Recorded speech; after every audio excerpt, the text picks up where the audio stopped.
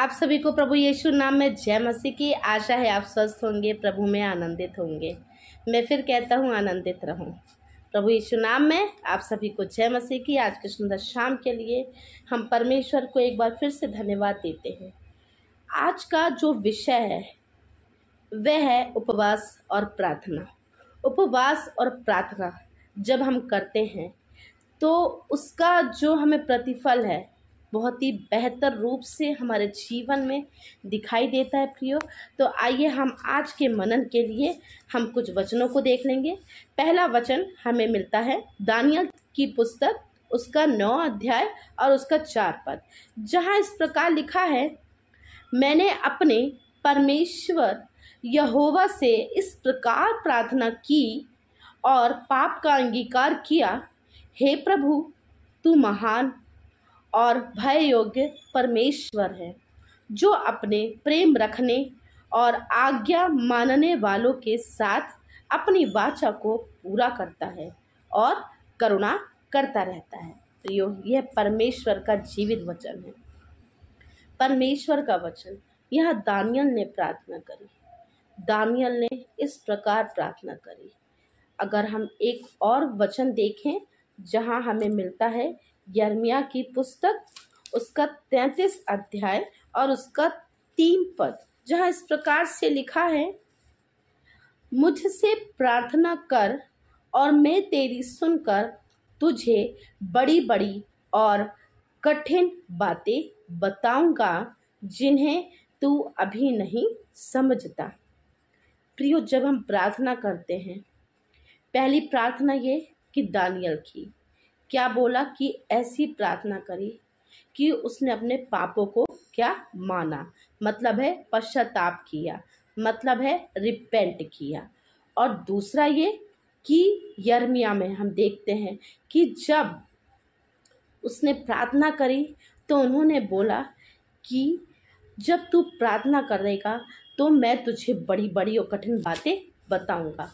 परमेश्वर ऐसे हैं कि यदि जब हम पश्चाताप करते हैं, परमेश्वर हमारी प्रार्थना सुनते हैं, हमारी बातों पर ध्यान लगाते हैं, हमारे वचनों पर कान लगाते हैं और हमें यह भी बताते हैं कि कौन कौन सी बातें जो तू अभी नहीं जानता है या नहीं समझता है तो वह भी मैं तुझे बताऊंगा।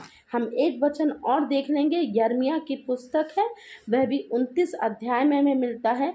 हम 11 अध्याय और 11 पद, 12 और 13, 14 में हम देखते हैं, जहाँ इस प्रकार लिखा है, क्योंकि यहोवा की यह वाणी है कि जो कल्पनाएं मैं तुम्हारे विषय करता हूँ उन्हें मैं जानता हूँ, वह हानि ही की नहीं वरन कुशल ही की है, और अंत में तुम्हारी आशा पूरी करूँगा। 12वां पद हम देखेंगे, यहाँ प्रार्थना के विषय में ही लिखा है, तब उस समय तुम मुझको पुकारोगे और आकर मुझसे प्रार्थना करोगे और मैं तुम्हारी सुनूंगा। तुम मुझे ढूंढोगे और पाओगे भी, क्योंकि तुम अपने संपूर्ण मन से मेरे पास आओगे, मैं तुम्हें मिलूंगा। यहोवा की यह वाणी है। प्रियो, हम इसको और अच्छे से समझ लेंगे। हम मत्ती रचित सुसमाचार की पुस्तक और उसका हम 7 अध्याय देखते हैं। 7 अध्याय जहाँ इस प्रकार से लिखा है, 7 अध्याय उसका 7 और उसका 8 पद, जहाँ इस प्रकार से लिखा है, मांगो तो तुम्हें दिया जाएगा, ढूंढो तो तुम पाओगे, खटखटाओ तो तुम्हारे लिए खोला जाएगा, क्योंकि जो कोई मांगता है उसे मिलता है और जो ढूंढता है वह पाता है, जो खटखटाता है उसके लिए खोला जाएगा। तो प्रभु ने यहाँ एक बात और कही है मेरे प्रियो। प्रभु यहाँ क्या कहते हैं कि पहली बात देखी, पश्चाताप के साथ प्रार्थना, पश्चाताप किया, आपकी प्रार्थना सुनी कि परमेश्वर आपके साथ है, परमेश्वर की करुणा आपके साथ है क्योंकि आपने आज्ञा का पालन किया। दूसरी बार हमने देखी कि जब हम सच्चे दिल से प्रार्थना करते हैं तो परमेश्वर अपनी कठिन कठिन बातें जो हम नहीं भी जानते हैं वह हमें बताते हैं। और तीसरी बात ये प्रियो कि परमेश्वर जो हमारे लिए सोचते हैं परमेश्वर जो हमारे लिए अच्छा सोचते हैं बस वही अच्छा है और वही सही है। इसलिए उन्होंने बोला कि जब तुम मुझको पुकारोगे, जब हम परमेश्वर को पुकारते हैं तो उन्होंने बोला मैं तुम्हारी प्रार्थना सुनूंगा। जब तुम मुझसे प्रार्थना करोगे, जब तुम मुझे ढूंढोगे तो पाओगे भी, लेकिन कब? जब तुम मुझे ढूंढोगे। तो परमेश्वर चाहते हैं कि हम उस रास्ते पे चलें जो परमेश्वर ने हमारे लिए वह मार्ग निश्चित किया है। लेकिन हम कभी कभी अपने मार्ग से भटक जाते हैं। हम कहाँ चलते हैं? हम वहाँ चलते हैं जहाँ हमें चलना है। हम अपनी इच्छा के अनुसार चलते हैं। हमें परमेश्वर के वचन पर नहीं होता कभी कभी भरोसा, हमें अपने आप पर होता है, क्योंकि हम बहुत कुछ जानने लगते हैं, या हम अपने कुछ क्वालिफिकेशंस या कुछ डिग्रीज के माध्यम से या कुछ नॉलेज या बहुत सारे एक्सपीरियंसेस के माध्यम से हम बोलते हैं कि हम ये चीज़ों को जानते हैं। लेकिन परमेश्वर ने यहाँ बोला है तुम मुझे ढूंढोगे और पाओगे भी, क्योंकि तुम अपने संपूर्ण मन से मेरे पास आओगे। संपूर्ण मन से आने का यह मतलब है कि परमेश्वर ने बोला है कि जब तुम परिस्थितियों को नहीं, लोगों को नहीं, लोगों की बातों को नहीं, अपने आप पर नहीं, लेकिन जब तुम परमेश्वर के वचन पर भरोसा रख कर मेरे पास आओगे और मुझसे प्रार्थना करोगे, मेरी आज्ञा को समझोगे, मेरी आज्ञा को जानोगे, तब परमेश्वर के वचन से जो अभी तक हमें मौका नहीं मिला है वह हमें मौका मिलेगा।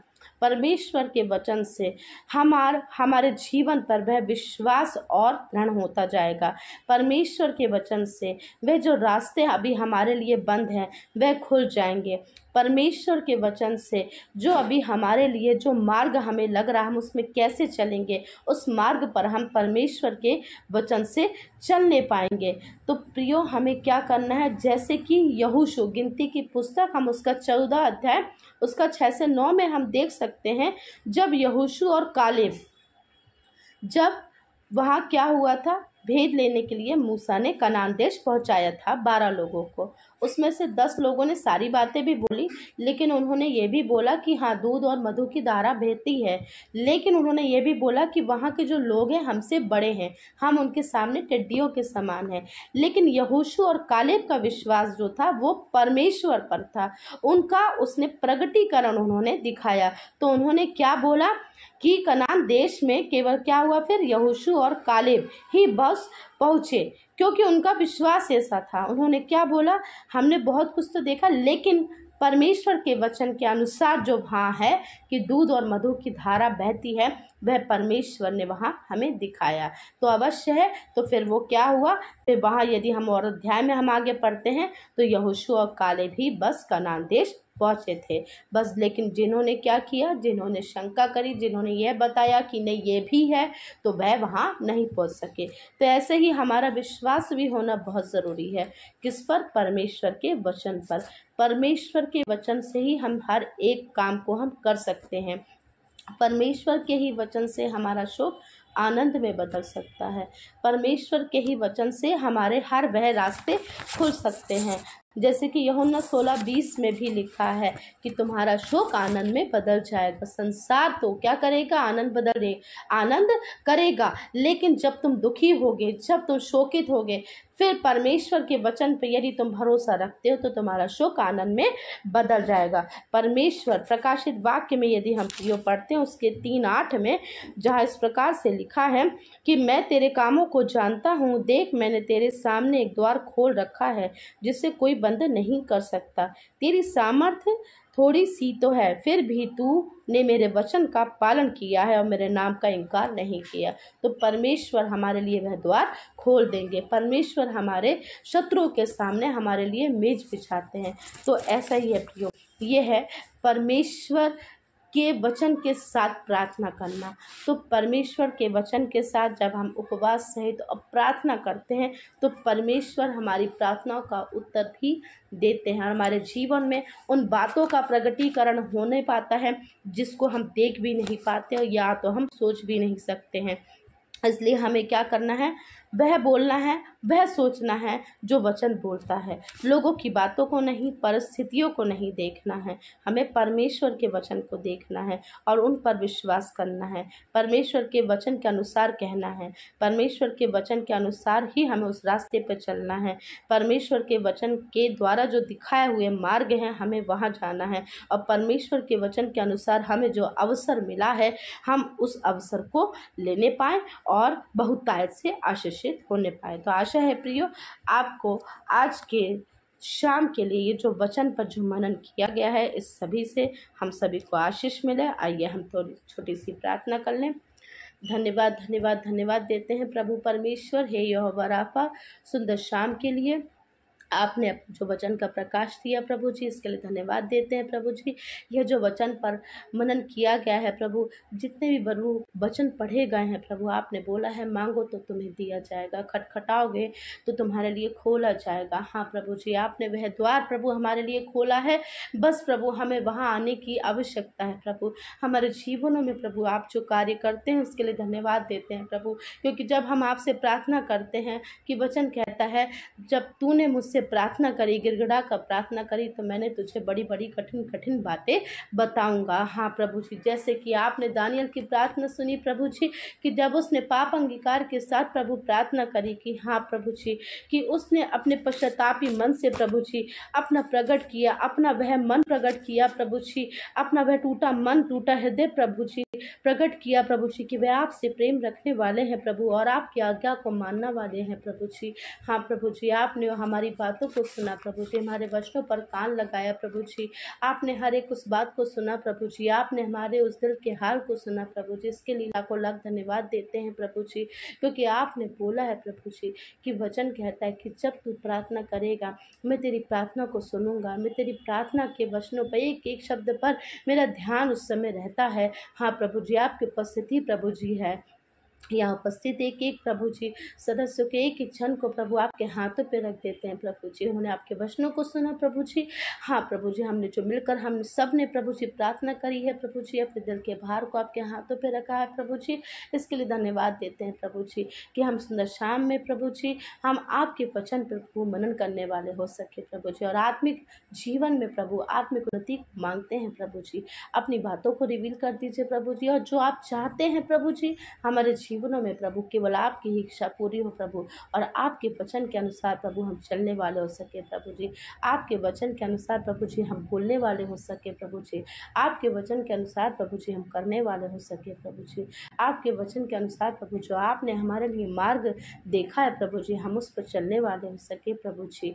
हाँ प्रभु जी, आपकी सहायता और आपकी प्रभु जी मदद मांगते हैं प्रभु जी। यदि किसी भी प्रकार से प्रभु यह उपस्थित एक एक क्षण प्रभु किसी प्रकार से परेशानी में है या किसी भी प्रकार से ऐसी दुख दुविधा में है कि वह मानो समझ नहीं आता वह कौन सा रास्ता है, वह कौन सा ज्ञान है, वह कौन सी बातें हैं कि हम नहीं जानते। हाँ प्रभु जी, आप एक एक क्षण को प्रभु वह बातें बता दीजिए प्रभु जी, जो आप चाहते हैं वह बता दीजिए प्रभु जी। हर एक प्रकार से प्रभु हम अपने जीवनों से केवल आपके नाम की महिमा करने वाले हो सके प्रभु। हमारा जीवन ऐसा हो प्रभु जी कि हम उठते बैठते खाते पीते सोते जागते प्रभु जी हर समय प्रभु जी आत्मा में प्रार्थना करने वाले हो सके प्रभु जी। ऐसा हमारा जीवन है प्रभु जी। हर प्रकार से प्रभु जी आप बढ़े और हम घटे। सारा आदर महिमा देते इस प्रार्थना को मसीह यीशु नासरी के नाम से मांगते हैं, सुनिए, दैसे कबूल कीजिए। आमीन आमीन आमीन।